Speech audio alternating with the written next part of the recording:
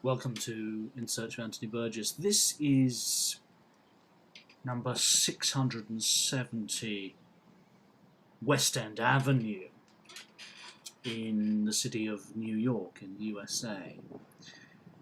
This is where Anthony Burgess lived with his family and their Ethiopian maid. His apartment was number 10D.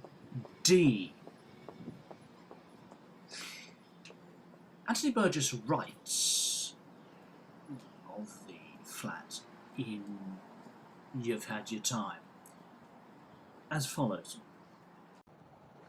We moved into the flat, which was dark but roomy. A bank of television screens and a couple of armed porters in a uniform designed by a Mrs. Rappaport of the block committee guarded the main entrance on Riverside Drive. It was pointed out to us that we had joined a community, and I might even be expected to contribute to the block magazine. It was a community sealed off from the dangerous city outside, sufficient for the door-to-door visits of the block children at Halloween, who, if they trick-and-treated on the street, might be given drugged cookies or chocolate bars with razor blades in them. I was asked by the New York Times to write an article on my impressions of life in a quarter which was more Hispanic than Anglo-Saxon or Jewish, and I made much of the cockroaches which infested the kitchen. I compared the cockroaches to a Latin American community, poor but lively. If the cockroaches would leave me alone, I would leave them alone. The block committee was not happy about this. I had disclosed a shameful family secret to the outside world. Burgess writes in the article in the New York Times, which is from October 1972. The apartment is full of cockroaches, which seem ready now to take over this part of the city. The poster on the corner of the block encourages me to think of the cockroaches as something gay, exotic, celebrated in folk song, and not the gloomy grey creatures of British tenements.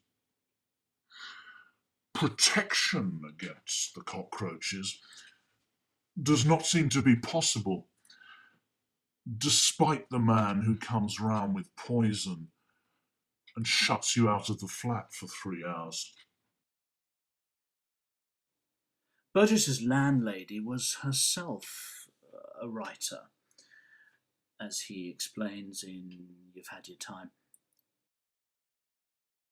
We were to take over the 10th floor apartment of the poetess Adrienne Rich on Riverside Drive.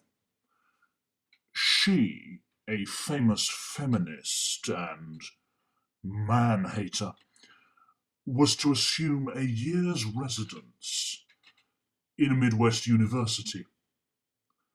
We were not permitted to enter her flat until we had been examined by the committee of the apartment block.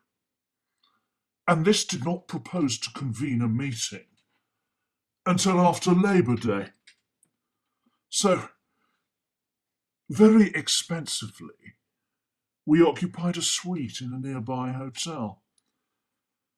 And I faced, with a kind of hopelessness, the commitments of the coming academic year.